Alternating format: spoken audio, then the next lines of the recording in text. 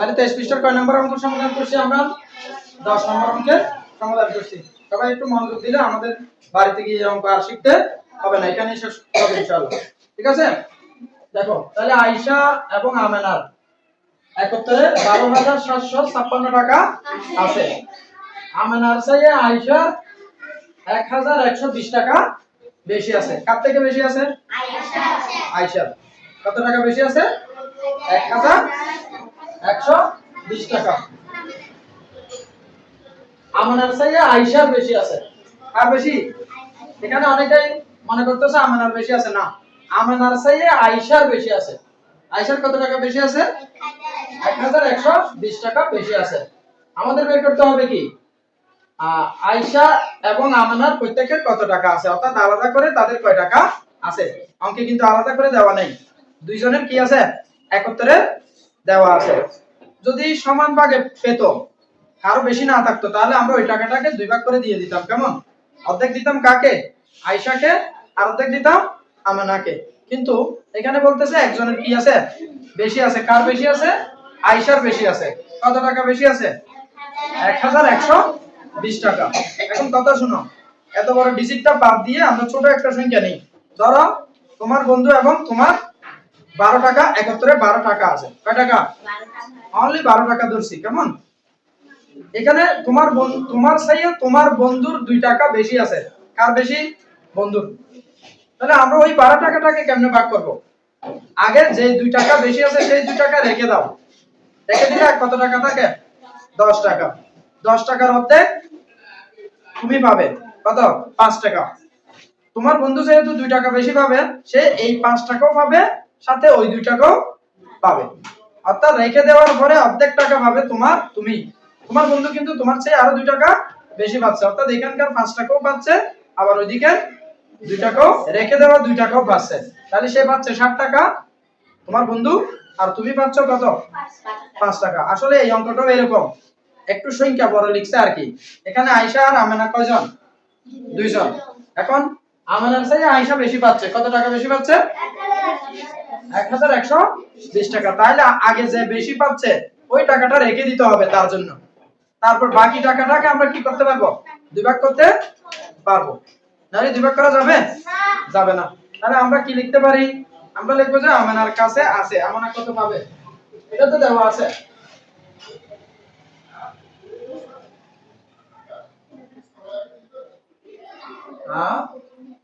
আচ্ছা, আমেনা কি আর আমেনা কাছে আছে।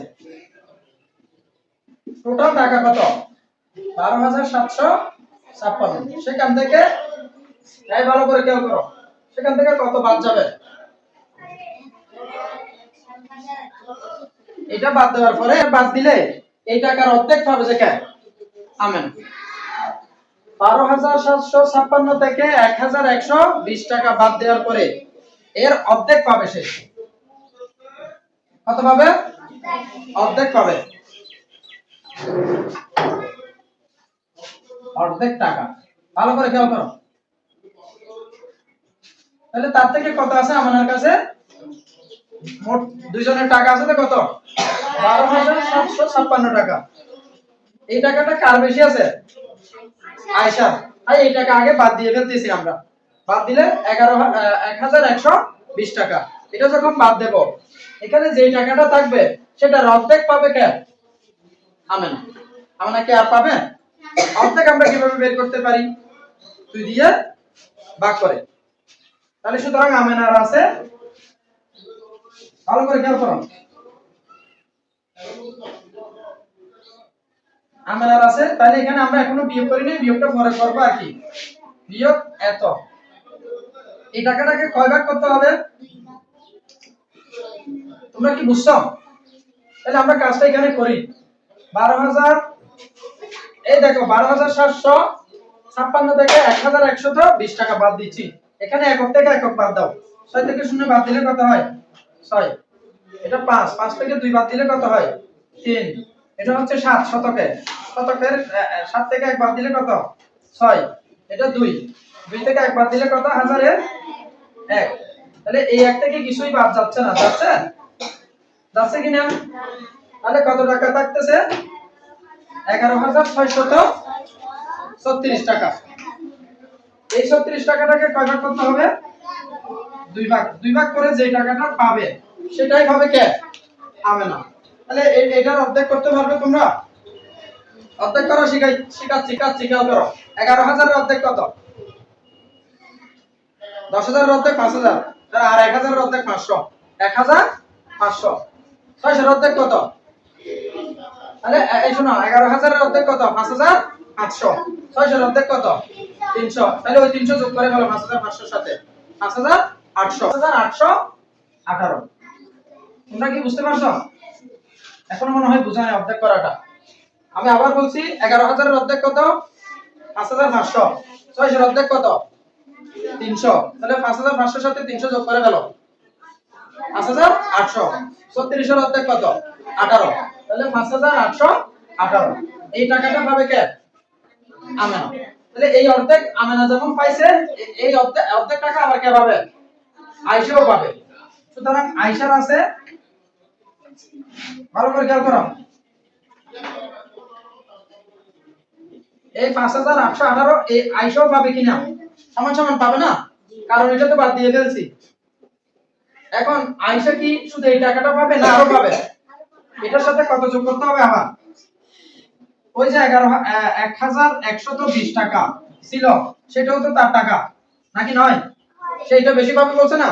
অর্থাৎ আমেনা যা পাচ্ছে তার থেকেও সে কত টাকা বেশি পাচ্ছে? এটা আমরা আমানার টাকা আনি নাই, সরি আমানার টাকা আনি নাই, এটা অর্ধেক অর্ধেক আমেনা পাইছে, আবার অর্ধেক কে পাবে? অর্ধেক আর বের করতে হবে না, এটা তো অলরেডি বের করা আছে। আয়েশা এই অর্ধেক পাবে, সাথে তার যে 1,120 টাকা বেশি ছিল, এটা তো আপাতত ভাগ করার জন্য রেখে দিছিলাম, এখন তার সাথে এটাও কি করে দিতে হবে? যোগ করে দিতে হবে। একটু খেয়াল করো তো, এবার যোগ করি। 8 এর সাথে 0 যোগ করলে কত হয়? 8। দশক দশক যোগ করো, 2 এর একে 3। শতক শতক যোগ করো, 8 এর একে 9। হাজার হাজার যোগ করো, 5 এর একে 6। তাহলে কত টাকা পাচ্ছে? 6,938 টাকা। এই দুইজনের টাকা যোগ করলে কোনটা আসবে? 12,756 টাকা। আমরা একটু যোগ করে দেখি, পরীক্ষা করি আর কি, ঠিক আছে কিনা একটু পরীক্ষা করে দেখি। যোগ করো, 8 আর 16 কত? 6। হাতে আছে 1, 3 এর একে 4, 4 এর একে 5। 8 আর 16, 16 এর একে 17, 7 হাতে আছে 1, 6, 6 6 12। দেখো তো এটা আসছে কিনা। এটা আমাদের এমনি করার দরকার নাই, আমরা একটু পরীক্ষা করে দেখানোর জন্য দেখাচ্ছে যে 12,756 টাকা আসছে দুইজনের টাকাটা যোগ করলে। তার মানে অঙ্ক কি আছে? ঠিক আছে। আমাদের প্রশ্নটা ছিল যে প্রত্যেকের কাছে কত টাকা আছে। প্রত্যেক বলতে কাকে বোঝাচ্ছে? আয়েশা, আমেনা। তো উত্তরটা লেখার সময় যার নাম আগে আছে তাকে আগে লিখবে। এখানে কার নাম আগে আছে? তাহলে আয়েশার কাছে কত আছে? আচ্ছা আমরা উত্তর লিখতে হবে না, সুতরাং দিলেও হবে, অতএব লিখলে হবে। আয়েশা আছে কত? 6,938 টাকা। এবং আমেনার আছে, আমেনার কত আছে? আছে কত? 5,818 টাকা। এটাই হচ্ছে উত্তর। বুঝছো কিনা? কঠিন লাগতেছে? তাহলে আসলে যদি তাদের সমান থাকতো আমরা দুই ভাগ করলে হয়ে যেত, কিন্তু সমান নাই, একজনের বেশি আছে একজনের কম আছে। তাহলে মোট টাকা থেকে বেশি টাকা বাদ দিলে এটার অর্ধেক পাবে কে? আমেনা। আমেনা তো আর পাবে না, যেহেতু তার বেশি নেই। বেশি আছে কার? আয়েশা। আয়েশা এই অর্ধেকও পাচ্ছে, ওই যে 1,120 টাকা ছিল তার বেশি টাকা, সেটাও পাচ্ছে। দুইটা টাকা তার কি করতে হবে? যোগ করতে হবে। এই দুটো যোগ করলে তাহলে এটা হবে কার টাকা? আয়েশা টাকা। তাহলে আয়েশার কাছে আছে কত? 6,938 টাকা, এবং আমার কাছে আছে কত? বুঝতে পারছো তোমরা? কঠিন লাগতেছে? পারবে তো? ঠিক আছে, ধন্যবাদ।